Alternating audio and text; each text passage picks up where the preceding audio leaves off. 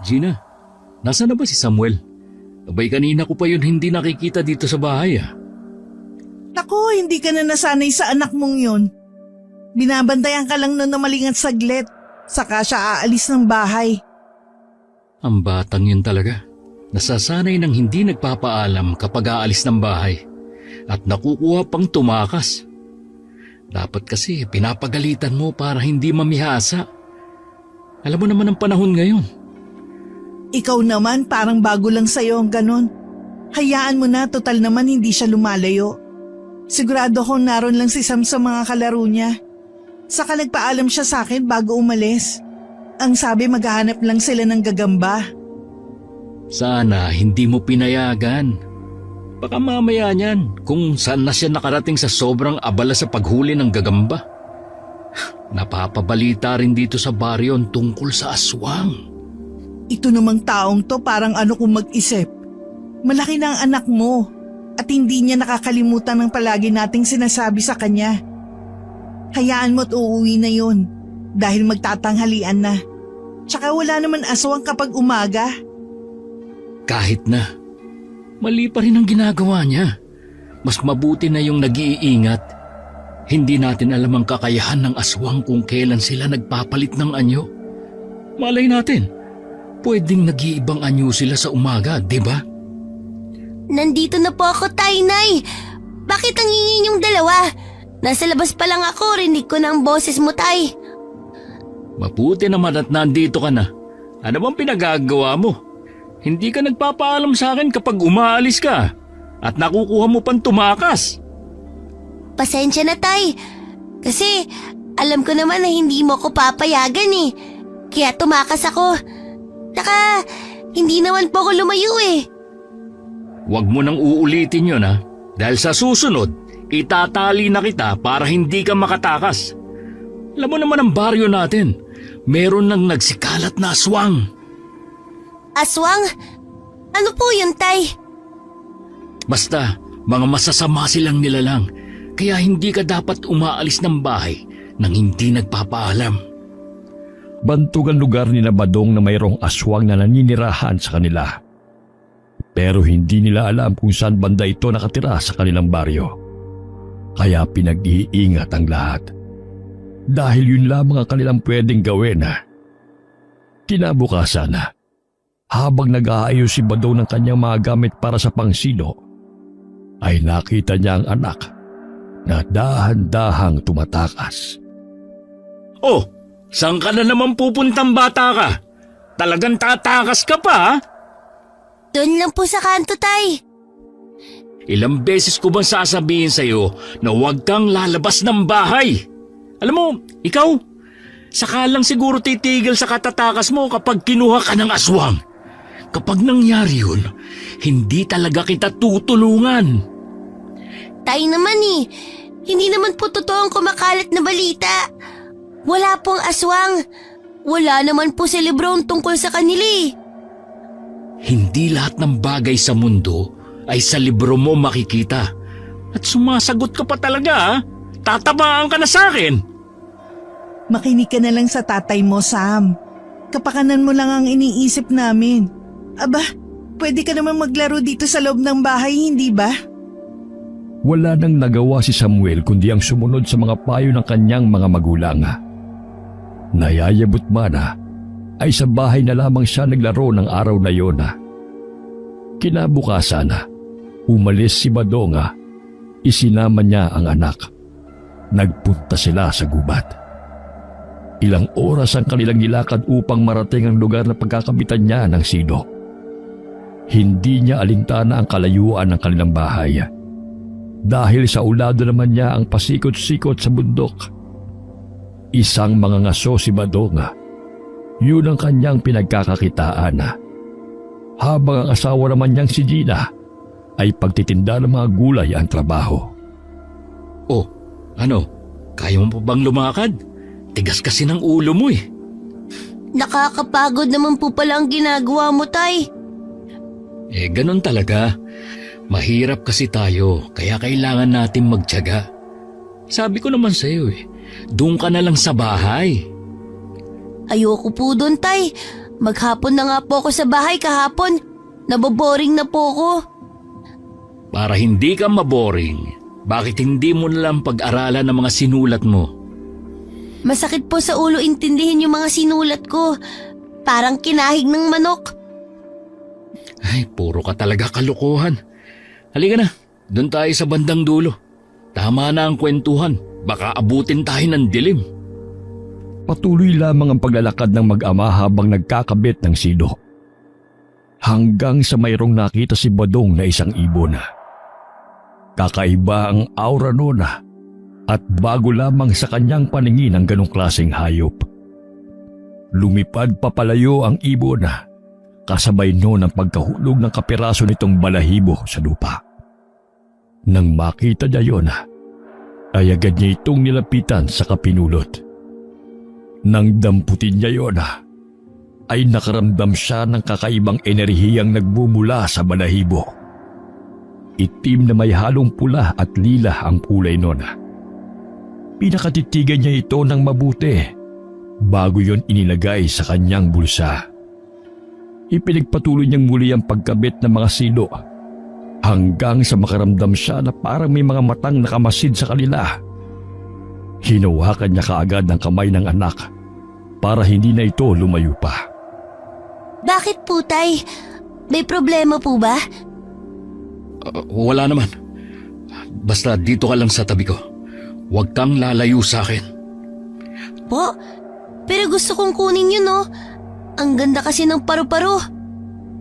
Doon ka na lang sa bahay manghuli ng paru-paro. Mas magaganda yon. Huwag ka nang makulit.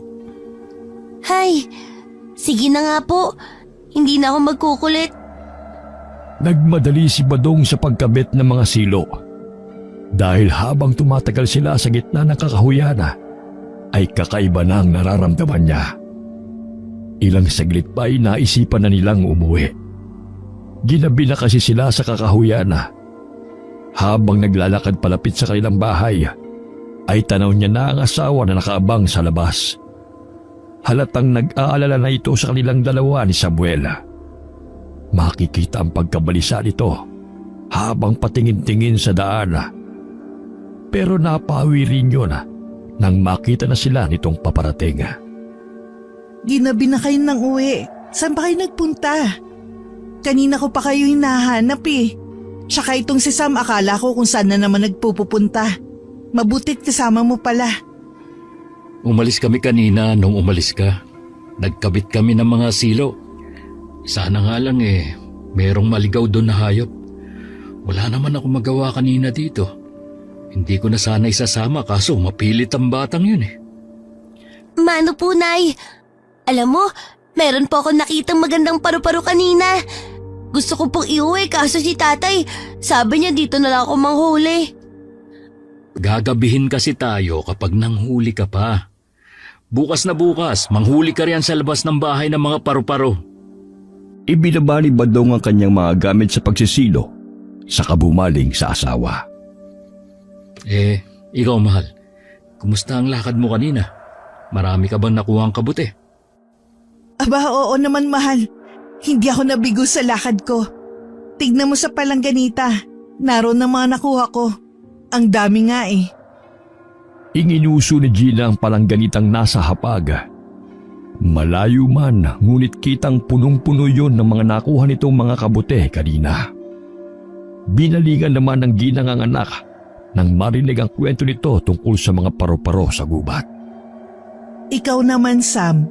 Bakit kailangan mo pang sa gubat manghuli ng paru-paro? Marami naman dyan sa labas ng bahay. Mas maganda po kasi yung mga hayop dun sa gubat, Nay. Alam mo kasi anak, baka mahulog ka sa bangin kapag hinabol mo ang mga paru-paro. Delikado para sa'yo. Ganun po ba, Nay? Sige po, hindi na po ako mahuhuli rin ng paru-paro.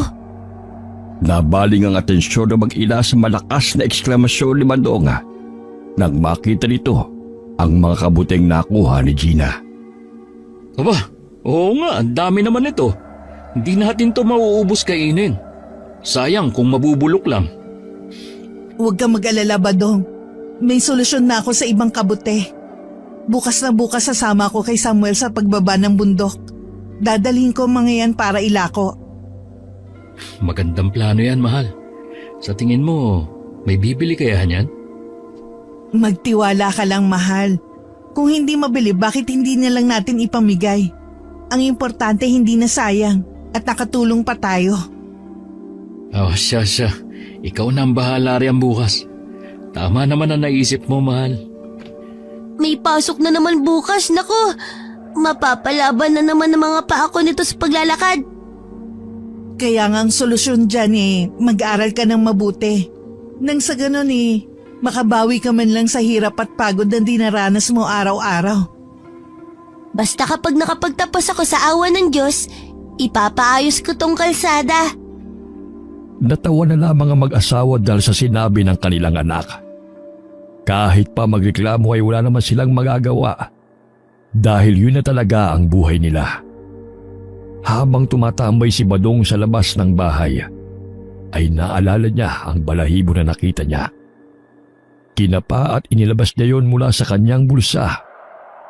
Pinakatitigan niya ito ng maigi. Sa buong buhay niya, ay ngayon lang siya nakakita ng ganong klaseng balahibo. Habang pinagmamasdan yun, ay bigla namang nag-ingay ang aso nilang si Bogart. Kahul ito ng kahul sa likuran ng bahay. Gina, patigilin mo nga si Bogart sa kakatahol. Ang ingay-ingay eh. Bakit hindi na lang ikaw ang gumawa? Nagluluto pa ako rito O siya, ako na lang ang titingin. Bakit po ang ingay ni Bogart, Tay? Nagising ako sa kahol niya. Ewan sa asong to. Tingnan mo, kahol ng kahol. Parang may nakikita ata siya sa paligid. Ayun, Tay. May kung anong gumagalaw sa banda ron. Baka hayop lang yun. Kaya pala nag-iingay itong si Bogart eh. Pumasok na kayong dalawa rito sa loob. Kakain na. Oh, tayo na sa loob. Baka lumamig na ang pagkain. Tumigil na rin naman si Bogart sa pag-iingay. Pumasok na nga sila sa loob. Habang magkakasalo ay nagsimula na rin magkwento si Gina tungkol sa mga balitang narinig niya kanina habang nangunguha ng mga kabuti. Nabalitaan mo na ba, Badong? Ang ano? Yung tungkol sa mga alagang hayop ng mga nasa kabilang baryo natin? May kung ano raw ang namemeste sa mga manok. Hindi ko pa alam yan dahil hindi naman ako lumalabas ng bahay. Tsaka baka sakit lang ng manok yun. Hindi raw sakit ang tumama sa mga manok Wakwak ang katawan at wala ng laman loob. Nagkalat pa nga raw sa paligid ng mga karne Sino naman kaya may gawa no? Wala rin makapagsabi Tingin mo, hayop kaya o taong may gawa nun? Iniisip ko nga baka tao na wala sa katinoan ang may gawa nun. Pero pwede rin namang mabangis na hayop pero... Ewan, hindi ko rin masagot kasi hindi ko naman nakita yung mga sinasabi nila Hindi nasagot ang katanungang yon ni Badonga. Mas lalo lang siyang nag-alala. Paano kung mabangis na hayop ngayon? O kung taong wala sa katinuan? O di kaya'y aswang? Nagdaan pa ang ilang mga araw. Ganon ang naging problema ng Baryo Kawayan. Hindi malaman ang dahilan kung bakit namamatay ang mga hayop. Pero ang mas nagbigay ng takot sa mga taga-Baryo Kawayan ay ang balitang nawawalang mga kalalakihan. Wala naman silang alam kung sino ang kumukuha sa mga ito. Hindi maiwasang pag-usapan ni Gina at Badong ang mga nangyayari sa kanilang baryo. Mas lalo tuloy lumalakas ang kutob ni Badong na masamang nilalang ang namemerwisyo sa kanilang baryo. Malala na talaga ang sitwasyon ng baryo natin. Sinabi mo pa, hindi pa nga nalalaman kung anong kumakain sa mga manok. Tapos ngayon may ilang kalalakihan na ang nawawala. Baka sa sunod pati mga bata. Hindi kaya aswang may gawa ng lahat? Ano sa palagay mo, mahal? Abay, hindi ko rin alam. Alam natin na bantog ang baryo tungkol sa aswang. Pero wala naman tayong nakikita na ganun Hindi naman magpapakita ang aswang Sino bang siraulo na aswang ang magpapakita sa mga tao? Iyan din pong usap-usapan ng mga guro sa school. Nananalbahay na naman daw po ang mga aswang tuwing gabi. Kung totoo nga yun, kailangan nating mag-ingat. Paano yan? Baka pati mga bata kunin din nila. Mabuti pa siguro, Badong. Huwag na muna nating papasukin si Sam. Ako na ang bahala. Ihahatid at sundo ko siya. Kinagabihan na, masayang kumain ang mag-anak. Ngunit nang tumayo si Badong sa kinauupuan upang maghugas ng kamaya, ay napansin niya ang malaking bulto ng aso sa labas ng bahay. Hindi yun nakaligtas sa kanyang paningin dahil sa paggalaw nito na parang nagtago sa mga puno. Kinutuban siyang yun na nga siguro ang nilalang na namimerwisyo sa kanilang baryo. Gina, magmadali ka. Kunin mo ang buntot pagi. Bilis! Ha? Bakit? Ano ba yun? Bilis na! Huwag ka na magtanong. Kunin mo na lang. Bantayan mo si Samuel. Huwag mong hahayaang sumunod sa akin ang bata. Dito lang kayo sa loob. Nakaramdam na rin ang takot si Gina sa tinura ng kanyang asawa. Madali niyang kinuha ang buntot pagi at ibinigay yun kay Badong. Hinila niya palapit sa kanya si Samuel at niyakap. Habang mabilis namang lumabas ng bahay si Badong na tila may hinahabol na kung ano. Diyos ko, huwag niyo po kaming pababayaan. Walang sinayang na segundo si Badong. Hinabol niya ang anino. At nang maabutan ay hinataw niya yon ng buntot pagi. Umatungal ng malakas ang nilalanga. Hahatawin sana niyang muli ang malaking aso. Ngunit sa kabila ng iniinda ng sakit, ay mabilis pa rin itong kumaripas ng takbo.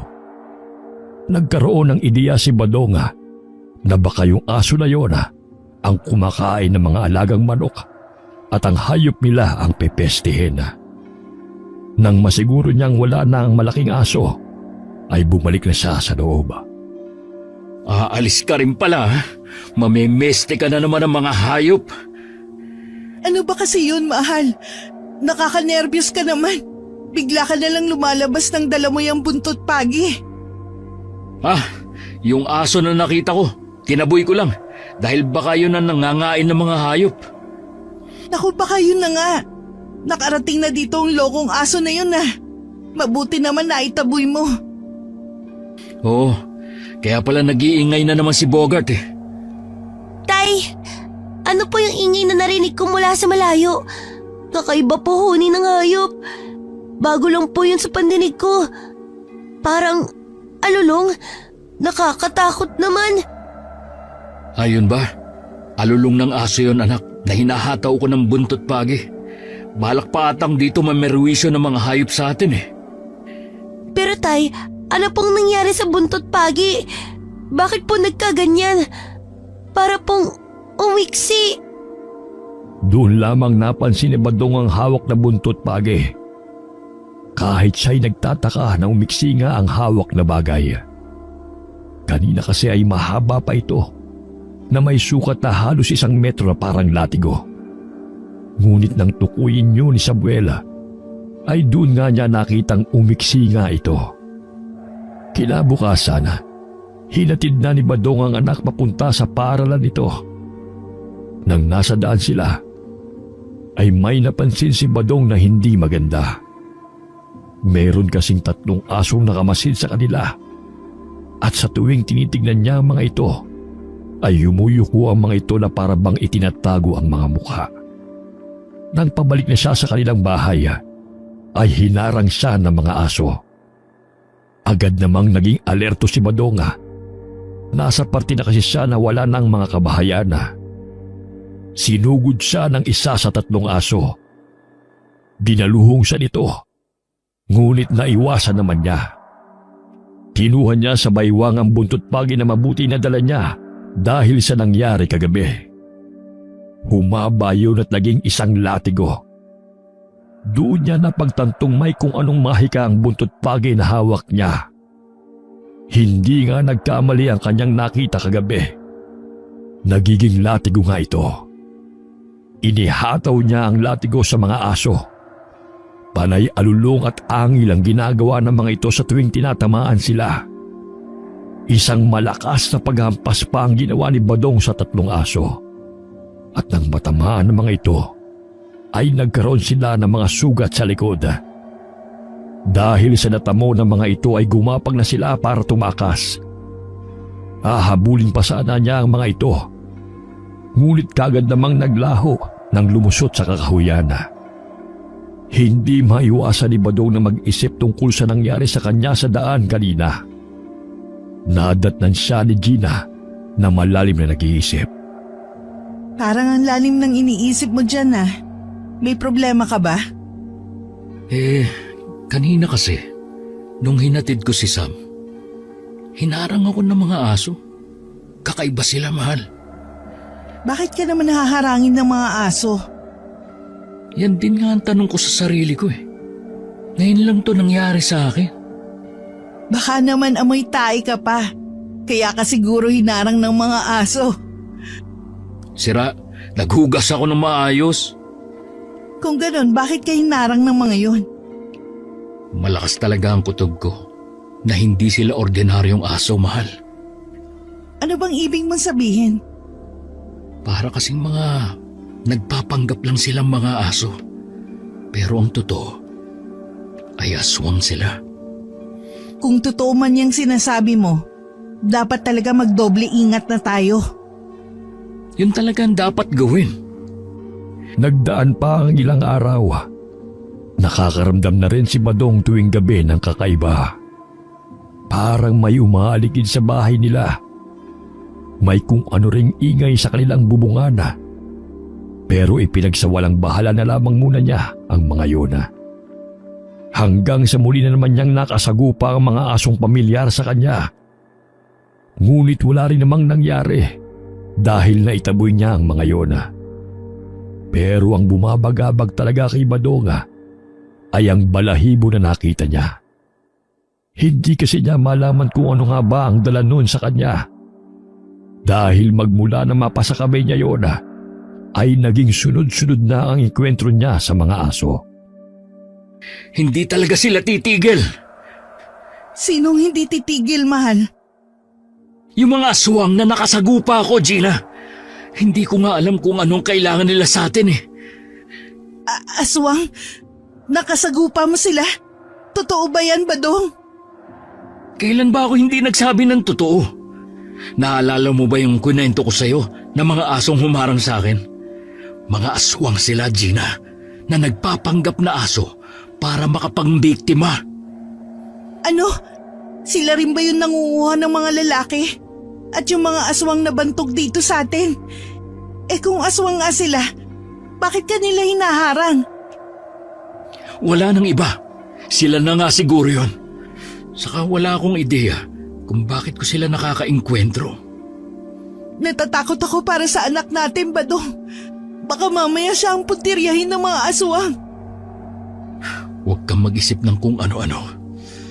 Ngayong alam na natin na may aswang dito, ihahatid at sundo ko si Sam para sa kaligtasan niya. Katulad ng napag-usapan na mag-asawa, ay hinahatid sundo nga ni Badong si Samuel. Ngunit isang hapon ang sunduin ni Badong ang anak. Habang matyaga siyang naghihintay sa labas ng eskwelahan, ay natanaw ang anak na matamlay. Naglalakad ito ng mabagal na para bang may iniindang sakit. Agad niyang sinalubong si Samuel at nagulat pa ang anak nang makita siya nito. Nagtaka naman si Badong sa inasta ng anak. Baka sa mukha nito na may dinaramdam nga itong masakit sa katawan. Sam, ayos ka lang ba? Itay, bakit ka pa narito? Hindi po ako maayos, Tay. Medyo masakit po kasi ang tiyan ko eh. Sinusundo kasi kita. Bakit naman sumakit ang tiyan mo? Ano bang kinain mo buong maghapon? Lugaw lang naman po. Kanina po kasi may nakita akong isang lalaki na nagtitinda dito sa labas. Amoy pa lang po ng lugaw, nakakagutom na. Kaya ayun, bumili ako tapos mga ilang saglit pa, sumakit na ang tiyan ko. Naku naman, baka nadudumi ka lang yan. Hindi po, Tay. Masakit po talaga eh. Pabalik-balik na po ko sa CR namin, pero hindi ako nadudumi. Paano ba natin makakausap ang lalaki na binilan mo wala na nagtitinda dito sa labas? Mabuti pa, magmadali na tayo. Pahira na lang natin ang langis sa bahay ang tiyan mo. Habang naglalakad sila pauwi ay hindi maiwasan ni Badong ang makaramdam ng kakaiba sa paligid. Ramdam niya kasing may mga matang nakamasid sa kanila. Sigurado siyang mga aswang na naman ang mga yun. Saglit siyang tumigil. Kinapa at inilabas ang balahibo ng ibon sa kanyang bulsa. Nanlaki ang mga mata niya nang makitang lumiliwanag yun. Mukhang may ipinapahiwatig ang balahibo sa kanya. Mukhang pinag-iingat sila dahil may nakaambang panganib. Isang kaluskos sa damuhan ang narinig ni Badonga. Napahinto naman sa paglalakad ang anak niya at napatakbo sa kanyang pabalik. Lumabas mula sa damuhan ng mga aso. Pinalibutan sila ng mga ito. 6 na aso ang pumalibot sa kanilang mag-ama. Inihanda niya ang sarili. Ibinalik niya sa loob ng bulsa ang balahibo at hinugot ang buntot pagi na nakasukpit sa kanyang pagiliran. Kailangan niyang protektahan si Samuel. Tay, nakakatakot ang mga aso. Sobrang laki naman nila. Tingnan mong isang yun. Sobrang laki. Huwag kang hihiwalay sa akin, anak. Hindi sila tunay na aso. Ano pong ibig mong sabihin, Tay? Saka ko na ipapaliwanag sa'yo kapag nakaalis tayo mula sa mga asong yan. Talagang palagi nila tayong binabantayan sa pag-uwi. Hala, Tay! Bakit naging taong mga yan? Di ba kani-kanina lang mga aso sila? Pero bakit ngayon bigla silang naging tao? Dahil mga aswang sila, anak. Ngayon ay nasagot na ang katanungan mo kanina. Hala! Totoo nga ang aswang. Ano nang gagawin natin, Tay? Nakakatakot po sila. Bigla na lamang silang inatake ng isa sa mga aswanga. Tumalo nito sa ere. Naging mabilis naman ang pagkilos ni Badong ng mga oras na yon. Walang sabi-sabi na sinalubong niya ng hagupit ang aswanga. Bumagsak ito sa lupa. Umangil naman ang ibang kasamahan nito dahil nalagasan sila ng isa. Sumugod ulit ang dalawa kay Badonga. Pero ganun din ang nangyari. Nilatigo niya ang mga ito at kitang-kita nila kung paano bumaon sa katawan ng mga aswang ang dulo ng latigo. Umatras ang 3 aso na parabang natakot na matulad sila sa mga kasamahang nasaktan. Maya-maya pa'y may dumating na isa pa. Dahan-dahan itong naglakad papalapit kina Badonga habang unti-unting nagpapalit ito ng anyo. Tao na ang itsura nito nang tumigil ito ng ilang dipa sa kinatatayuan nila Badonga. Ano ba talagang kailangan niyo sa amin? Totoo nga ang balita sa amin na nasa iyong balahibo ng ibon na matagal na naming hinihintay na mapa sa kamay ni Papo Bagsik. Anong ibig mo sabihin? Anong kailangan niyo sa balahibo? Huwag na tayo maglukuhan pa. Alam mo kung ano yung tinutukoy ko.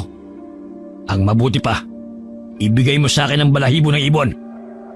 Wala ka nang pakialam kung anong gagawin namin sa balahibong yan. Balahibo lang pala ng ibon ang gusto mo? Bakit hindi ka manghuli ng mga ibon sa gubat? Sigurado ako magsasawa ka sa balahibo. Hindi ako nakikipagbiroan sa'yo. Akin ang balahibo. At sinisiguro kong hindi na namin kayo gagambalain. Habang tumatagal ay marami ka nang nasasaktan na kauri namin. Pasensya na, pero hindi ko maibibigay ang gusto mo. Alam kong wala akong alam kung bakit gusto mong makuha sa akin yon. Pero ramdam kong gagamitin nyo ito sa hindi maganda. Matalino ka talaga. Ibibigay mo ba? O patuloy namin kayong gagambalain at idadamay ko ang pamilya mo? Hindi mo ako matatakot. Magkakamatayan muna tayo bago mo makuha ang balahibo ng ibon. Hindi mo pataglay ang totoong lakas ng balahibo. Babalik kami para kunin yan. Hinampas ni Badong sa lupa ang latigo. Sa lakas ng kapangyarihan na dala nito, ay nabungkal ng kaunti ang lupa kung saan yun tumama. Susugod sana kina Badong ang ibang aswang nang pigilan nito ni Pinggoya. Si Pinggoya ay ang aswang na kausap ni Badong. Alam kasi nitong malakas ang kapangyarihan na ininalabas ng balahibo. Kapag sumugod sila, ay sigurado siyang malalagasan na naman ang mga kauri niya. Umalis na kayo! At huwag nang babalik! Nagsasayang lang kayo ng mga oras. May dahilan kung bakit nasa akin ang balahibong ito. Pagbibigyan kita ngayon. Pero sa oras na bumalik kami, sisiguraduhin kong mapapasakin na ang gusto ko. Habang tumatakbo ang oras, maraming inosenteng taong madadamay dahil sa iyo, Badong. Halina kayo! Sa ibang araw na lamang natin kunin ang balahibo. Hihintayin ko ang araw na yon! Tay, uwi na po tayo. Natatakot na po ako sa kanila. Tsaka doble na po ang sakit ng tiyan ko. Wala na sila, anak. Hindi na sila babalik pa. Subukan lang nilang bumalik. Kakatayin ko talaga sila. Tay, bakit ganun po ang buntot pagi mo? Nagiging isa po tong latigo. At parang takot na takot ang mga lalaki kanina.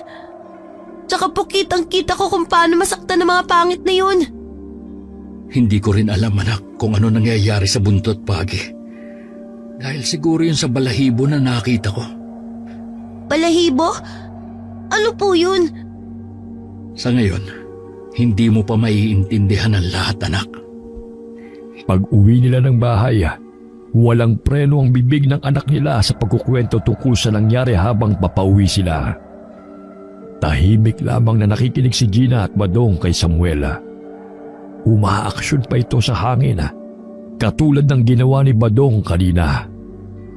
Alam din ni Badong na gusto magtanong ng asawa niya tungkol sa kinukwento ng anak. Ilang sandali pa'y pinauna na nilang patulugin ang bata. At nang masiguro nilang tulog na ito, ay saka naman sila nag-usap. Ano bang kailangan sa'yo ng mga aswang na yon, Badong? Meron ka bang kinuha sa kanila na mahalaga at palagi nila kayong inaabangan? Hindi ko ugali ang kumuha ng hindi sa akin. Saka nagsimula lang naman lahat ng to dahil sa balahibo ng ibon na nakita ko sa gubat. Balahibo? Anong balahibo ba yan? Pati anak natin nadadamay na, Badong. Ginto ba ang balahibo na yan para lagi ka nilang abangan? Aba, malay ko. Ito, yan ang gusto nilang makuha mula sa akin. Hindi ko nga alam kung bakit gano'n na lang nila kagusto na makuha yan eh. Kakaiba ang balahibo na to, Badong Sa tingin ko, hindi ito pangkaraniwan lang. Pero bakit nga gusto nila itong makuha? Anong gagawin nila rito? Hindi ko alam. Basta parang mahalaga ito sa kanila. At aalamin ko kung bakit gusto nilang makuha ang balahibong ito.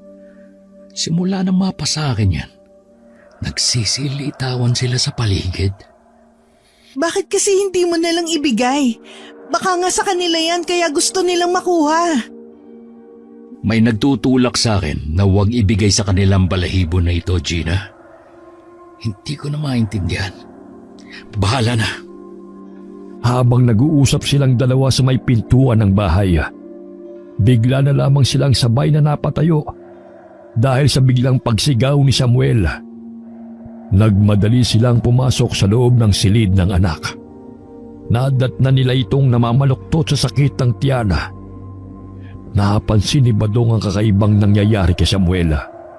Halos pumutok na ang ugat ng anak sa leeg nito. Agaw pansin din ang laway nitong sobrang lapot. Para din itong asong nahulol at namumula ang mga mata. May kakaibang nangyayari sa kanilang anak. Yun ang natitiyak niya. Diyos ko, ano nangyayari sa anak natin, Badong? Bakit ganyan ang itsura niya? Hindi ko alam. Sam, anak, Ano ba nangyayari sa'yo? Tay, tulungan mo po ako. Hindi ko na talaga kayang sakit ng tiyan ko. Hindi pa ba nawawala ang sakit niyan? Abay, kanina pa yan ah. Hindi pa po, Nay. Sobrang sakit ng tiyan ko. Badong, mabuti pa dali na natin siya kay Mang Pedi. Baka matulungan niya tayo. Oo, sige. Mauna ka sa paglakad. Susunod kami sa'yo. Lakad takbo ang ginawa nila sa gitna ng dilim. Buhat-buhat ni Badong ang anak na namimilipit sa sakit ng tiyana. May kalayuan din ang bahay ng manggagamot na si Mang Pedi. Ngunit hindi nila alintana yon dahil nakasalalay ang buhay ni Samuel ng mga oras na yon. Hindi rin magkandamayo ang pagtawag nila kay Mang Pedi nang marating nila ang bahay nito. Tao po! May tao po ba dito? Mang Pedi, nariyan ka ba? Masakit na po talaga ang nararamdaman ko. Sino ba yan? Si Gina po ito, Mang Pedi. May kailangan po kami sa inyo. Gina?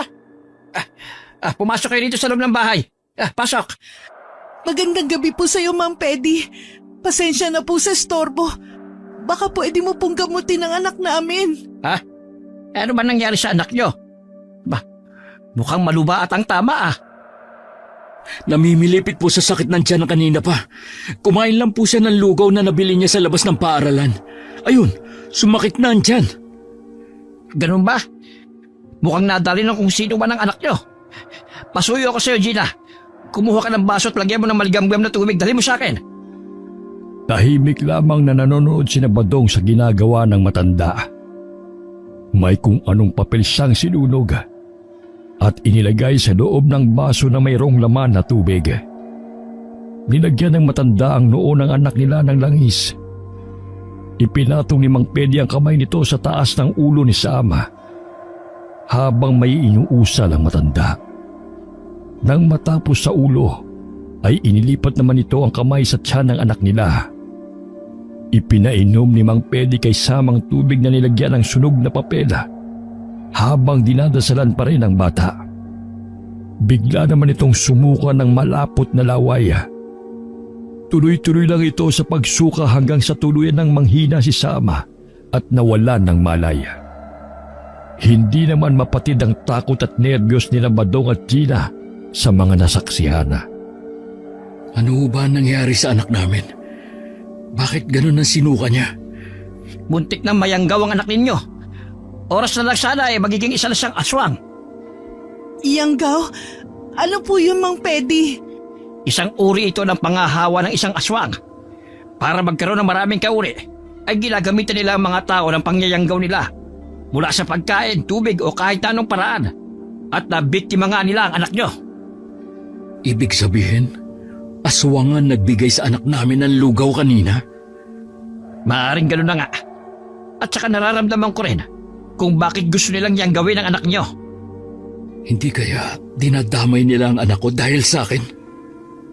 Wala akong alam kung ano man ang tinutukoy mo. Basta ramdam kong may kakaiba sa'yo na gusto nila makuha. Saka asmo ang tawag sa mga aswang na gustong yang gawin ng bata. Bakit anak ko pa? Marami naman iba dyan. May dahilan ng lahat. Dito na kayo magpalipas ng gabi. Delikado na kung uuwi pa kayo. Doon na nga sila nagpalipas ng gabi. Iniisip pa rin ni Badong na siguro dahil sa kanya ay napahamak si Samuel dahil hindi niya kayang ibigay ang balahibo sa mga aswanga. Kinabukasan nga ay umuwi na sila sa kanilang bahay. Maayos na rin ang pakiramdam ni Samuel. Maliksi at madaldal na ulit ito kagaya ng dati. Habang nagpapakain si Badong ng mga alagang hayop, ay nagkwento ang anak tungkol sa lalaking nagbigay sa kanya ng lugaw. Totoo ba ang sinasabi mo? Opo, Tay. Siya nga po yung tindera ng lugaw sa labas ng paaralan namin na binilahan ko. Bakit hindi mo agad sinabi sa akin? Paano ko sasabihin sa'yo inatake na tayo ng mga aswang? Basta, sa susunod, mag-iingat ka na sa mga taong pagbibilan mo. Baka hindi mo na alam, ibang pagkain na ang kinakain mo. Opo, Tay. Mag-iingat na po ko sa susunod. Isang linggo ang lumipas. Hindi na muli pang nakaramdam si Badong ng kakaiba sa paligid. Pero kahit ganun pa ba na, ay palagi niyang inihahatid at sinusundo sa eskwelahan ng anak. Dahil hindi niya alam ang likaw ng bitukan ng mga aswang at kung ano ang kaya nilang gawin. Isang hapon nang pauwi siya sa kanilang bahay, ay muling lumitaw sa harapan niya si Pinggoy at ang ilan pang asbo. Sila rin ang mga lalaking nakalaban niya nung nakaraan. Kayo na naman. Talagang wala na kayong kasawaan na harangin ako ah. Sapat na siguro ang isang linggong palugit namin sa iyo, Badong. Sana naman ay nakapag-isip ka na ng tama. Katulad ng sinabi ko nung una nating pagkikita, hindi ko ibibigay ang gusto mo. Ano bang meron sa balahibo? Gagawin kong lahat para makakuha sa iyo ang balahibong yun.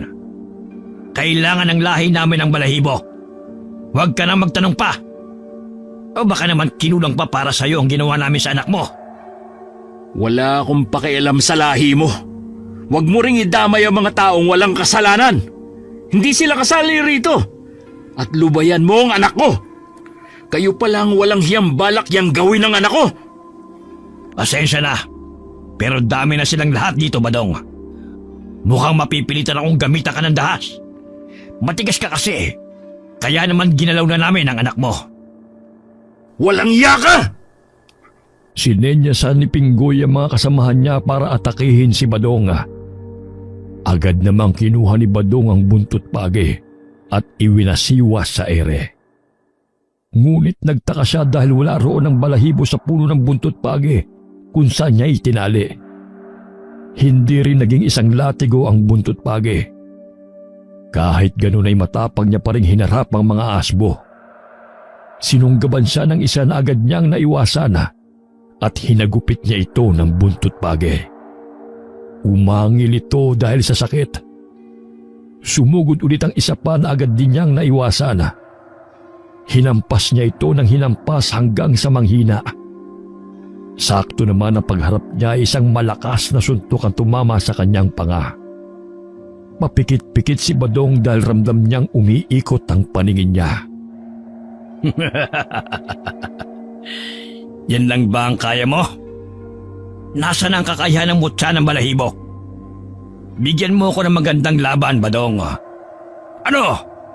Tumayo ka dyan! Mutya? Anong mutya? Wala ka talagang alam? Oo, isang mutya ang balahibo na yon na dapat ay nasa kamay ni Papo Bagsik. Matagal na panahon na namin binabantay ng ibon at tabon. Pero sa kasamaang palad, napunta sa ito. Ngayong alam ko na kung ano ang dinadala ng balahibo. Sa tingin mo ba, ibibigay ko pa sa iyo yun? Gagamitin nyo lang sa masamaang mutya. Masyado kang matapang at matigas. Tignan ko na lang kung hindi ka lalambot sa gagawin ko sa iyo. Ibigay mo na sa akin ang balahibo. Para nang sa ganun, hindi ka na masaktan pa. Kahit buhay ko pa ang kapalit, hindi ko ibibigay sa iyo. Naging alerto si Badong sa pag-atake sa kanya ni Pinggoy. Alam din niyang wala siyang laban sa mga oras na yon dahil wala sa kanya ang mutya ng balahibo. Nagtataka rin nga siya dahil bakit wala yon sa dulo ng buntot pagi. Malakas ang bawat tira na pinapakawala ni Pinggoy.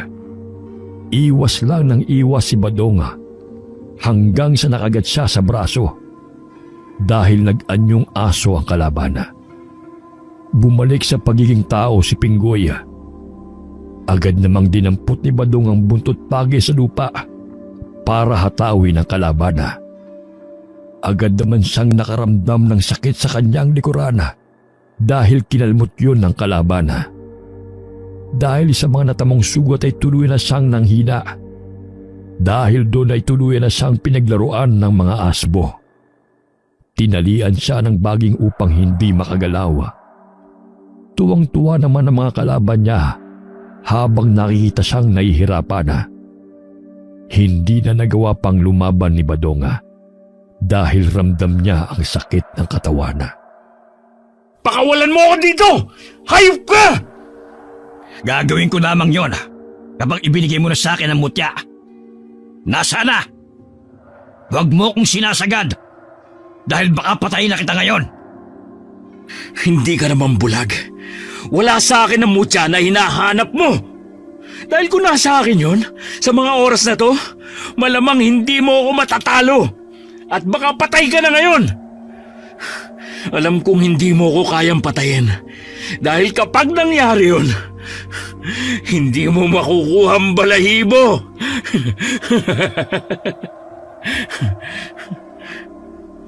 Hindi ako naniniwala sa'yo.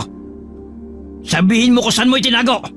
Kung ayaw mong buhay ng anak mo at asawa mo ang kunin ko. Mahal mo naman sila, hindi ba? Huwag mong idamay ang pamilya ko. Kunin mo sa gubat kung saan ko nakuha yun.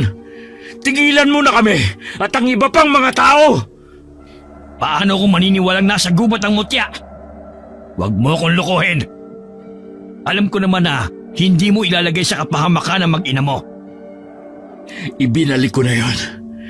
Dahil alam kong gulo lang ang dala nun sa pamilya ko. Sasabihin mo din naman pala pinahirapan mo pa ako. Ang mga tao nga naman, kahinaan talaga nila ang pamilya nila. Tigilan niyo na kami! Bago tuluyan na iniwan si Badong ng kalaban na isang malakas na suntok at sipa ang ginawa ni Pinggoy sa kanya. Hindi na niya nakayanan at tuluyan nang nawala ng malay si Badong. Nagising na lamang siya nang maramdaman ang pag-alis ni Gina at Samuel ng baging na nakatali sa kanya. Diyos ko, ano nangyari sa'yo, Badong? Sino ang gumawa nito sa'yo? Siguro yung mga aswang na naman ang gumawa nito kay tatay. Tama ka, anak. Mabuti at nakaalis na sila bago pa kayo dumating. Akala ko ba tumigil na sila? Pero bakit ginugulo pa rin nila tayo?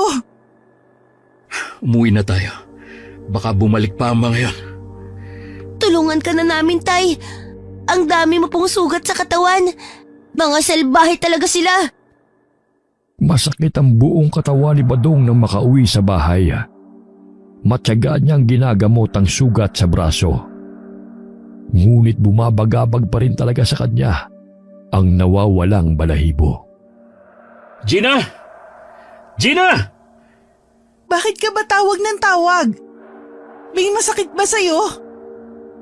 Buong katawan ko. Masakit. Nakita mo ba yung balahibo ng ibon? Anong balahibo? Tay, ito po ba hinahanap mo? Ah, yan nga. Saan mo nakita to? Sa lapag ko po nakita, tay. Itatapon ko na nga po sana kaso naalala ko po sa inyo to. Tapos nag-alala na kami ni nanay sa'yo dahil wala ka pa sa bahay. Tapos nakita ka naming nakatali. Habang nagpapahinga sa sala, ay pinagmamasda ni Badong ang balahibo ng ibon. Nagdadalawang isip pa si Badong kung itatapon na lamang niya ang mutya. Dahil ito ang pinagmumulan kung bakit palagi silang inaatake ng aswanga at nadadamay ang pamilya niya. Alam niya na kung ano yon at ang kapangyarihan nito. Ngunit may takot na siya na baka mapahamak ang kanyang pamilya kung itutuloy pa rin niyang itago ang mutya. Sa kabilang banda ay ayaw rin naman niyang mapasakamay yun ng mga asbo dahil baka gamitin lang ito sa kasamaan ng mga yon. Nasa ganun siyang sitwasyon nang madatnan siya ni Samuel. Lumapit ang anak sa kanya at nagsimula na namang magtanong ng kung ano-ano. Babalik pa po ba ang mga masasama na yun, tay? Natatakot na po ako. Umalis na lang po tayo dito. Hindi ko rin alam kung paano tatakasan ng mga aswang na yon. Saka, hindi solusyon ang pag-alis na nangyayari sa atin ngayon, anak. Bakit hindi mo na lang po sila labanan, tay? Di ba may kapangyarihan naman yung balahibo na hawak mo? Matatalo sila kapag ganun. Meron nga pero ito ang nagdudulot sa atin ng kapahamakan, anak. Kaya gusto ko sanang ibalik to kung saan ko nakuha. Baka dumating yung araw na kayo ng nanay mong saktan nila. Naku, Tay! Huwag mo pong ibalik. Ayaw mo nun, may powers ka na. Ang galing ng balahibo na yan. Kasi nagiging latigo ang buntot pagi. May tatay na akong may kapangyarihan. Hindi mo naman kami pababayaan, di ba? Uy, Samuel, hinaan mo nga yung boses mo. Baka mamaya may makarinig sa'yo at pag-interesan pa ng kapitbahay. Walang ibang dapat na makaalam ng tungkol sa balahibo. Ako at ang nanay mo lang dapat, saka ikaw. Sige na nga po, Tay. Sikreto lang natin. Sam, matulog ka na. Huwag ka nang magpuyat. Meron lang kaming pag-uusapan ng tatay mo. Agad namang tumalima si Samuel sa tinuran ng kanyang ina. Nang makapasok sa kwarto ang kanilang anak, ay masinsinan silang nag-usap na mag-asawa. Ano bang pag-uusapan natin? Tungkol ba sa aswang? Hindi ko na kailangan pang sabihin sa'yo. Natatakot ako sa mga nangyayari, Badong. Lalo na yung kanina.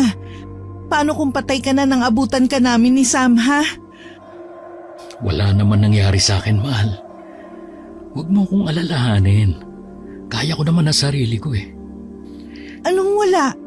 Anong tingin mo sa nangyayari sa katawan mong yan? Puro sugat, Badong, oh. Bakit pa kasi hindi mo nalang ibigay sa kanila ang lintik na balahibo para matapos na ang panggugulo nila sa atin? Saka hintay mo pa bang may mangyari sa'yo na hindi maganda? Hindi ko pwedeng basta na lang ibigay sa kanila ang balahibong ito. May dahilan kung bakit akong nakakuha nito, Gina. Sana maintindihan mo ko. Inilalagay mo lang sa kapahamakan ng pamilyang to. Hindi kita maintindihan eh. Kapag naibigay mo yan sa kanila, tatahimik na ang buhay natin. Simula nang mapasa kamay mo ang balahibo, sunod-sunod na ang pangyayaring nagaganap sa atin. Hindi na maganda ang naidudulot sa atin yan. Hindi mo ako naiintindihan, Gina eh. Sa tingin mo ba, kapag binigay ko sa kanila ang balahibo na to, hindi sila titigil? Mas lalo lang silang maghahasik ng lagim sa baryo at gagamitin nila ang balahibo na ito para sakupin lahat ng tao. At yun, ang ayaw kong mangyari. E di magpakalayo-layo na tayo. Lumipat na tayo ng ibang lugar, yung malayo sa kanila, sa mga aswang. Saka hindi mo pa alam na ganun nga ang mangyayari. Pagiging makasarili ang iniisip mo, Gina. Paano ang ibang tao na maiiwan? Pakiramdam ko, simula nang mapasa kamay ko ang balahibo na ito, meron akong dapat tapusin na misyon. Isipin mo naman kami ng anak mo, Badong. Isa lang ang buhay natin. Kaya wag mong sayangin. Paano ka makakasiguro na kaya tayong protektahan ng balahibo na yan, ha? Suporta at tiwala ang kailangan ko sa iyo, Gina. Hayaan mo, matatapos din ang lahat ng ito balang araw. Sa ngayon, hindi ko pa alam kung ano pa ang kakayahan ng mutya na ito. Eh bakit hindi tayo bumalik kay Mang Pedi? Baka may alam siya sa ganyan. Mas mabuti nga kung magtanong tayo sa kanya. Baka may iba pa siyang alam. Oo naman, saka marunong siyang magbasa ng mga taglay ng mutya. Saka nalalaman niya kung anong dala ng mga ito. Kung kamatayan ba o kaligtasan. O siya, bukas pupunta tayo ron. Eh bakit bukas pa? Pwede naman ngayong gabi na lang. Mahirap na ang lumabas at lumakad sa gabi. Hindi natin alam kung nasa paligid lang ang mga aswang. Sumang-ayon na rin si Gina sa mungkahi ng asawa. Kaya naman kinabukasan ay maaga pa lamang ay umalis na ng bahay sina Badong para pumunta kay Mang Pedi. Inihatid muna nila sa eskwelahan si Sam. Magandang umaga, Mang Pedi. Alam ko meron kayong mahalagang sadya. Masaya kung bumalik kayo ulit dito sa bahay. Paano niyo po nalaman? Dahil wala namang pupunta rito sa bahay na hindi importante ang sadya nila. Tama po kayo, Mang Pedi. Meron lang po kaming gustong ipabasa sa'yo. Ilagay mo sa aking palad ang bagay na dala nyo. Ito, sana'y maayos ang mabasa mo. Magmula po nang mapasa akin ang bagay na yan, pakiramdam ko, Nagsilabasan ng mga aswang.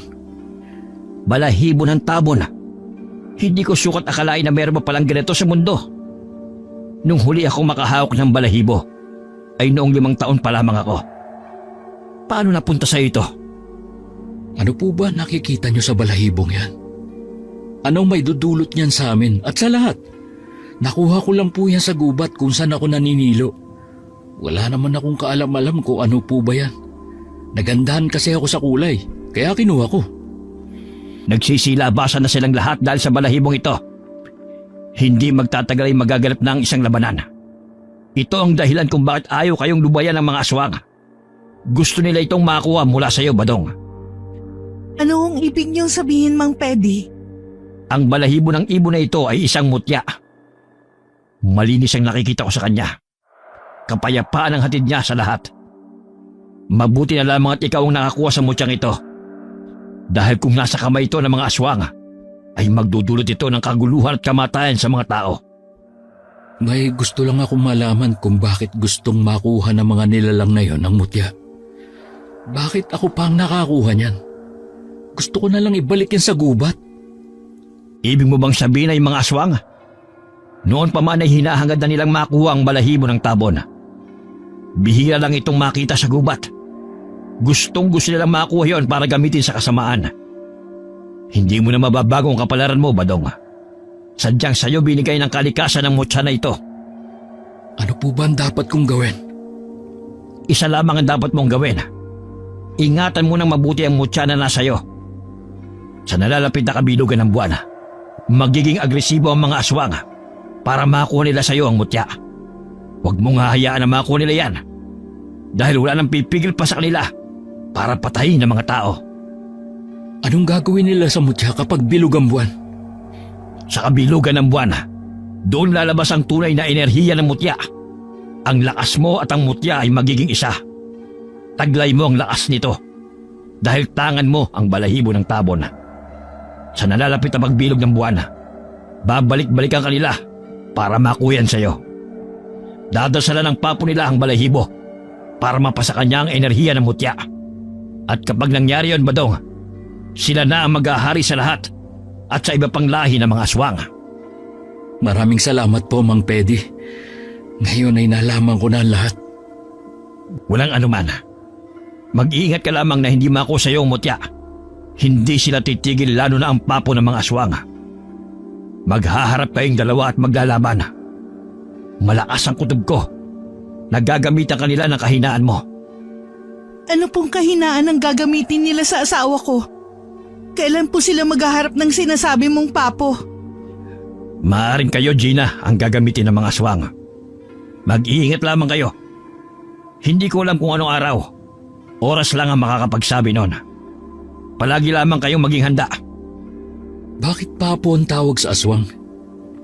Yun ang tawag nila sa matandang aswang na pinuno. Bago sila umalis ng bahay ni Mang Pedi, marami pa silang napag-usapan tungkol sa aswanga. Napag-alaman din ni Badong na dating may tangan ng mutya ang matanda. Yun nga lamang ay binawi ito sa kanya ng kalikasan dahil ginamit niya ito sa hindi tama. Masyado niya kasi itong inabuso. Mula noon ay naging isa na lamang siyang tanungan ng mga tao. Ilang oras pa ang lumipas ay nagpasya na silang umalis dahil maghahapon na. Dinaanan na lamang nila ang anak para isabay sa pag-uwi. Sa tingin mo ba, Badong, tama kaya ang mga sinabi ni Mang Pedi sa atin? Kinikilabutan ako sa mangyayari. Abe, hindi ko alam. Ikaw dapat ang nakakaalam niyan dahil kilala mo siya. Siguro naman, tama ang mga sinabi niya. Saka may tiwala naman ako sa kanya.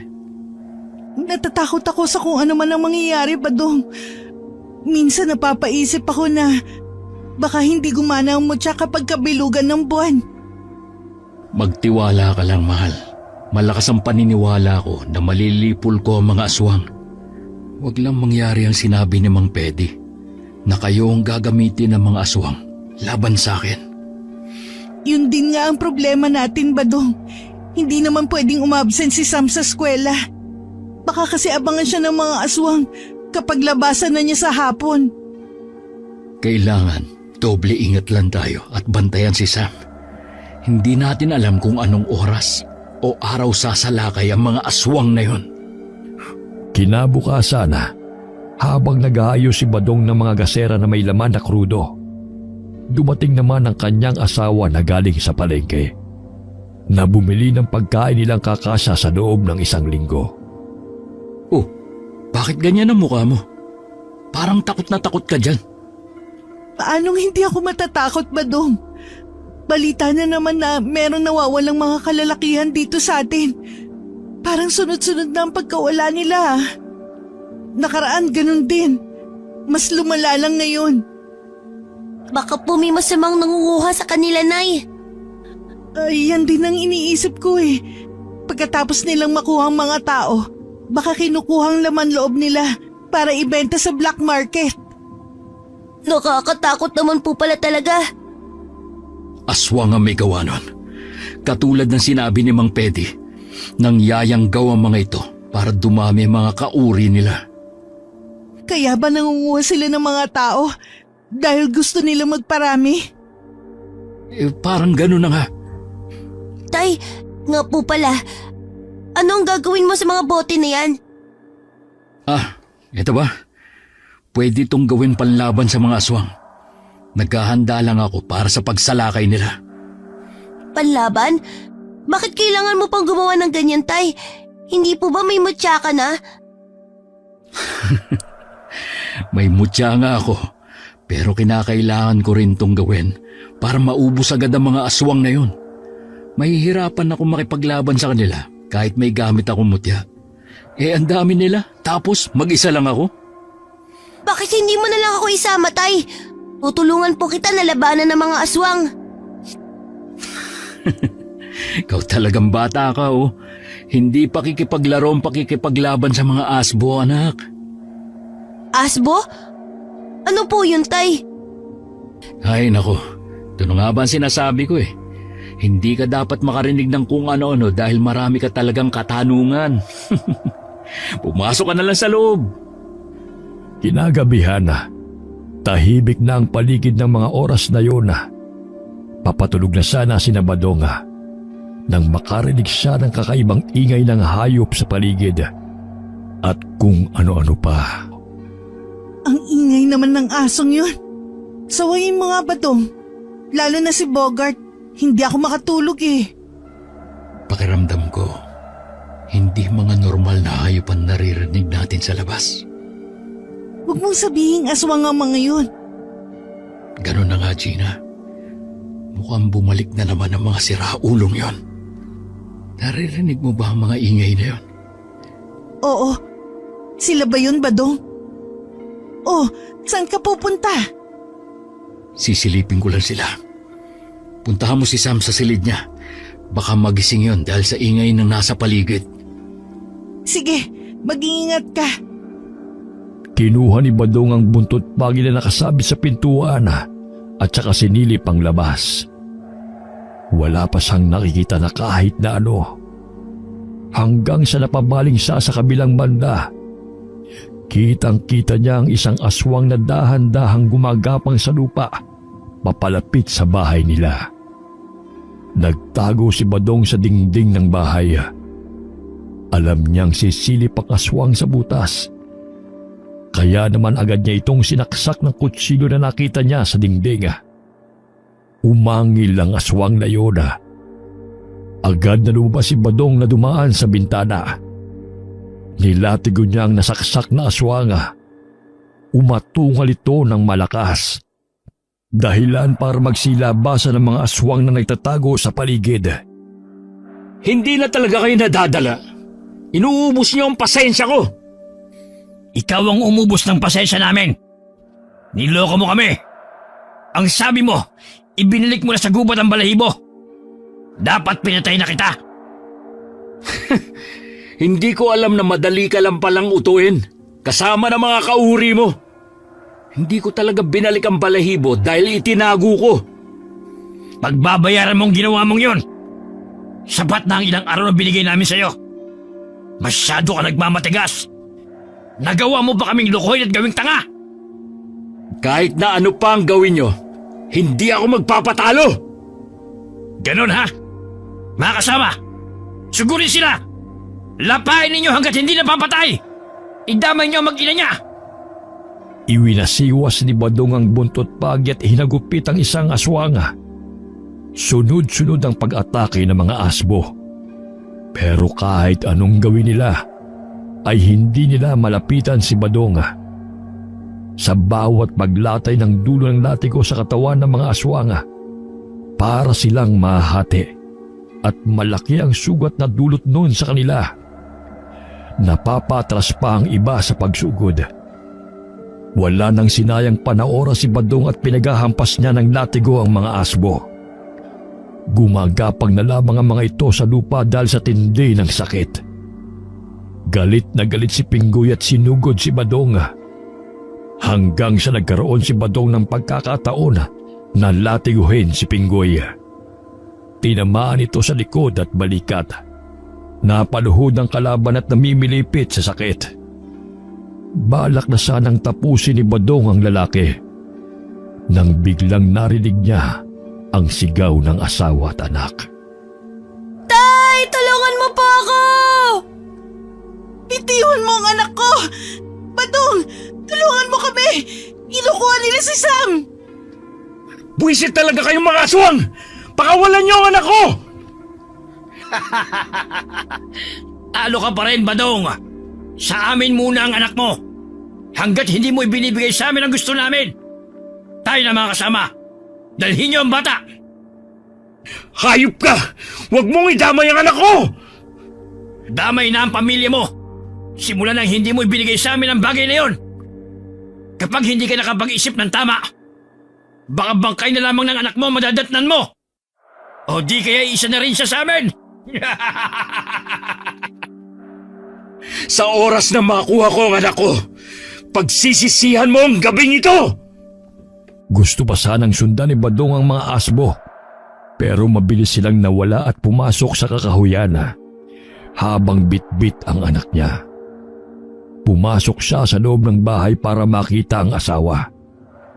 Isang malakas na sampalang dumapo sa pisngi niya. Nakita mo na! Nakita mo na ang resulta ng ginawa mo! Pati anak natin tinangay nila! Hindi ko naman alam na makukuha nila si Sam. Di ba sabi ko sa'yo, bantayan mo siya? Paano sila nakapasok sa loob ng bahay? Anong magagawa ko kung pinasok kami ng mga halimaw na yon? Pinilit kong makuha ang anak natin. Pero malakas sila. Wala akong laban sa mga aswang na yon. Kukunin ko ang anak natin. Kaya huminahon ka. Hindi nila sasaktan si Sam dahil nasa akin ang kailangan nila. Ibigay mo na lang kasi sa kanila ang gusto nila. Matatahimik lang ang buhay natin kapag nakuha nila ang mutya. Simula nang dumating sa atin ang balahibo na yan, nagkandaletse-letse na ang buhay natin, Badong. Akala ko ba malinaw na sa'yo ang sinabi ni Mang Pedi? Hindi ko rin ginusto ang nangyari at mapasa akin ang mutyang ito. Saan natin nahanapin si Sam? Hindi natin alam kung saan sila naglulungga. Sa ulado kong pasikot-sikot sa kakahuyan, mahanap din natin sila. Inihanda ni Badong ang mga ginawa niyang gasera na may laman na gas. Gagamitin niya ito para masunog ang mga aswanga. Alam niyang hindi niya kakayanin ang bilang ng mga aswanga. Tanging mutya lamang ang kasama niya, samantalang ang aswang ay marami. Inilagay niya sa bagang mga gasera.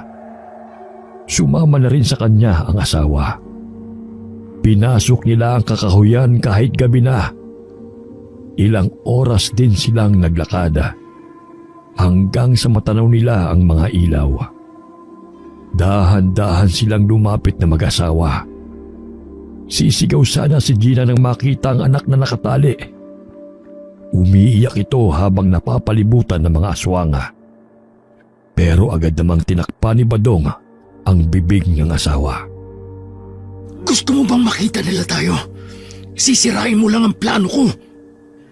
Pero anak natin ang itinali nila, Badong. Hindi mo ba nakikita? Nakikita ko siyempre. O ito, hawakan mo tong gasera. Anong gagawin ko sa mga to? Sisindihan natin at sabay itatapon sa mga aswang. Baka mapano ang anak natin. Baka masunog siya. Natatakot ako, Badong. Sa mga aswang mo ihagis ang gasera, hindi sa anak natin. Kabilugan ba ng buwan ngayon? Tignan mo ang buwan. Unti-unti nang lumalabas at nagliliwanag. Totoo nga sinabi ni Mang Pede. Mukhang nakikiayon sa atin ang swerte. Sabay nilang sinindihan ang gasera at itinapon sa mga bahay ng aswang. Agad na nagsiliyab ang mga bahay. Ang iba naman sa mga aswang ay nilalamon na ng apoy. Nagsiatungal ang mga ito at nagkagulo. Lumabas na rin sina Badong sa pinagtataguan. Nagpalit ng pagiging asbo ang mga lalaki. Ang ibang asbo naman ay nakilala ni Badong. Ito ang mga lalaki na nawawala sa kanilang baryo. Wala na ito sa mga katinuan. Pula na ang mga mata at may mahabang pangil. Ganap na silang mga asbo. Sinugod siya ng mga ito. Inilabas ni Badong ang kanyang buntot page. Humaba ito ng 1 metro at naging latigo. Hinataw ni Badong ang mga asbo. Nahati kaagad ang katawan ng mga ito sa tuwing lalatay ang latigo sa kanilang katawan. Naging sintalas ng patalim ang latigo. Kaya't napuputulan ito ang katawan ng aswang tuwing tatamaan. Panay angil at atungal ng ibang mga aswang dahil sa kanilang nasasaksihan. Kakaunti na lamang natira sa mga kalaban. Biglang may nakilala siyang isang lalaking naroroon. Ito ang pumatay sa kanyang ama noon. Hindi siya maaaring magkamali dahil isang palatandaan niya ang peklat sa mukha ng lalaking iyon. Magaling! Magaling! Totoo ang nasa iyo ang mutsang matagal ko nang gustong makuha. Hindi naman natin kailangang mag-away at magpatayan pa. Ibigay mo lang sa akin ang mutya na yan. Makakaalis na kayo ng buhay. Mabait akong kausap, Badong. Ano ka, sineswerte? Huwag mo kong ilagay sa dulo ng daliri mo. Kilala ko na mga katulad mo. Walang awa at halang ang bituka. Kaya nga ibigay mo na sa akin ang mutya. Huwag mo na akong galitin pa. Dahil hindi mo lamang kaya kong gawin sa iyo at sa anak mo. Magkakamatayan muna tayong dalawa. Ngayon pa nakita na kita. Matagal na panahon ang hinintay ko para pagbayarin ka sa ginawa mo sa tatay ko. Ano bang sinasabi mo? Wala akong alam sa sinasabi mo. Ilang taon na rin ang lumipas. Talagang hindi mo na matatandaan. Ako lang naman ang anak ng lalaking walang awa mong pinatay. Ah! Ikaw ba ang anak ni Louie? Akalain mo yun. Mayroon pa palang natitirang lahi si Louie. Wala akong pakialam doon. Ang importante sa akin ay ang makuha ang mutya. Lumiwanag ang paligid dahil sa paglabas ng buwana. Bilog na bilog ito. Bigla namang napatingin si Badong sa hawak niyang latigo. Nagliliwanag din ito dahil sa liwanag ng buwan na tumatama sa hawak niyang armas. Taglay niya na ang lakas ng kapangyarihan ng mutya. Nakaramdam din si Badong ng kakaibang enerhiya na dumaloy sa katawan niya. Nagpalit ng anyo bilang asbo si Pinggoy at Papo Bagsik. Naging malaking aso sila. Naging alerto naman si Badong sa pag-atake ng kalaban. Iwinasiwas niya sa ere ang armas. Tumutunog pa ito sa hangin. Tumama ang dulo ng latigo sa katawan ni Pinggoy. Napapasigaw ang mga kalaban sa tuwing nasusugatan ang katawan nila. Muling iwinasiwas ni Badong ang latigo. Napuluputan niya ang isang kamay ni Pinggoy. Napaangil ito sa sakit at mas umatungal pa na maputol na ito. Kahit malala ang natamong pinsala, ay sumugod ito muli hanggang sa isang kamay naman niya ang naputol. Doon lamang ito tumigil sa pagsugod. Dahil na rin sa panghihina. Dahil sa malaking kabawasan ng lakas, ay bumalik sa pagiging tao si Pinggoy. Wala namang sinayang na oras si Badong at hinagupit niyang muli ang kalaban at tuluyan na ngang natalo si Pinggoy. Taglay mo na ang kapangyarihan ng mutya ng dapat ay sa akin. Hindi bale. Hindi mo naman ako matatalo. Walang makakatalo sa akin na kahit na sino. Huwag kang pakampante. Hindi lahat ng kasamaan ay nananalo. Tandaan mo yan! Hindi pa ipinapanganak ang papatay sa akin. At uubos sa lahi ko, Badong. Sa gabing ito, ikaw at ang pamilya mo ang mamamatay. Eh di subukan natin! Dahil wala akong ititira sa lahi mo! Mag-iingat ka, Badong! Itakas mo na si Samuel, Gina! Ako nang bahala rito! Unang sumugod si Papo Bagsik. Dinaluhong niya si Badong, ngunit naiwasan ito ng huli. Halatang napiko ng aswang sa liksi ni Badong sa pagkipaglaban. Kaya nagpakaula ito ng katakot-takot na pag-atungal. Muling sinugod ni Papo Bagsik si Badong. Sa pagkakataong yun ay hindi na siya umiwas. Kundi ay sinalubong niya ang kalaban ng paghagupit na tumama sa balikat nito. Nag-iwan yun ng malaking sugat. Umatungal si Bagsik dahil sa sakit at galit. Dahil doon ay gustong gumanti ng kalaban kay Badong. Nasundan ni Badong ang tingin ni Papo Bagsik sa kanyang mag-ina. Kaya naging mabilis ang kilos niya nang makita niyang aatakihin ng aswang sina Gina at Samuel. Tumalon sa air si Papo Bagsik para dambahin ang dalawa. Ngunit agad na iwinasiwas ni Badong ang kanyang latigo. Umusli ang patalim ng latigo sa dulo nito at tumama sa tiyan ng kalaban. Bumulagta sa lupa si Papo Bagsik at naging tao. Babangon pa sana si Papo Bagsik, pero isang malakas na hagupit ang tumama sa kanyang braso at naputol ito. Hinataw ulit ni Badong sa paa ang aswanga. Namimilipit ito sa sakit habang nakahiga sa lupa. Hindi na makatayo si Bagsik dahil wala na ang isa nitong paa. Hindi! Hindi pwedeng mangyari ito! Nangyari na! Kaya tanggapin mo na lang ang katapusan mo! Hindi! Hindi ko to tatanggapin! Magbabayad ka! Sinubukan pang muling tumayo ni Papo Bagsik, ngunit bumagsak pa rin ito sa lupa. Nang makitang hindi na makakalaban pa ang aswanga, ay lumapit kay Badong sina Samuel at Gina. Tay, mabuti po dumating ka. Ang sama-sama nila. Hindi ako pwedeng hindi dumating, anak. Hayaan mo, natapos na ang kasamaan nila. Gina, kunin mo yung isang gasera. Kailangan nating makasiguro na wala ng lahi niya ang natitira. Ang galing mo talaga makipaglaban, Tay. Lalo na tong buntot pagi mo. Ang astig. Nahati ang mga katawan nila. Oh, ito na ang pinapakuha mo. Bakit kailangan mo pang sunugan hindi na magtatagal yan? Ito ang dapat gawin sa kanila. Sunugin sa apoy. Di mamamatay siya ng pangalawang beses. Ganun na nga, mahal. Lasapin niya ang kamatayang walang kasing sakit.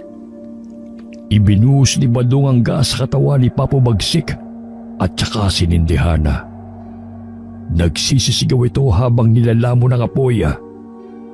Bago nila nilisan ang lugar na yon, ay siniguro nilang walang natira na lahi ng aswanga. Kinabukasan, masaya silang nag-aalmusala dahil sa wakas natapos na rin ang misyon ni Badong. Naging tahimik na muli at payapa ang baryo nila. Tay, ano na pong gagawin mo rin sa mutya mo? Di aalagaan at itatago. Wala na rin naman ang mga aswang eh. Pero alam kong makakatulong pa rin naman to sa atin at sa kapwa natin. Pwede po bang akin na lang? Naku, anong gagawin mo sa mutya? Hindi pa pwede sa'yo ang gumamit ng ganyan. Po, bakit hindi pwede?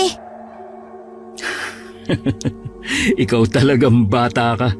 Makinig ka na lang sa nanay mo, anak. Hindi mo pa kaya ang enerhiya na dala ng mutya. Marami ka pang pagsubok na dadanasin. Hayaan mo, balang araw, baka ikaw naman ang susunod na makakita ng mutya. Sige na nga po, mag-aaral na lang po muna siguro ako. Sana paglaki ko, meron pang mga aswang. Yun talagang dapat mong gawin. Saka talagang pinapangarap mo magkaroon pa ng aswang, ha? Kasi nga po, Nay, astig kayo makipaglaban sa mga ganun. Si tatay kasi inubos na yung mga aswang eh. Hindi man lang ako tinirhan. Pinapasakit mo ang tiyan ko sa kakatawa, anak. Kung hindi ko inubos yon, hindi tayo titigilan ng mga halimaw na yon. Gusto mo ba yon? Siyempre po hindi. Napuno ng tawa na ng tahanan ni Badonga. Lumipas ang mga araw, linggo at buwan na. Naging tahimik na ulit ang buhay nila mula nang mapatay niya ang mga aswang. At ang tangan niyang mutya ay nanatili pa rin sa kanya. Ginamit na lamang niya ang mutya sa pag-aaral na maging isang manggagamot sa kanilang baryo. Wakas.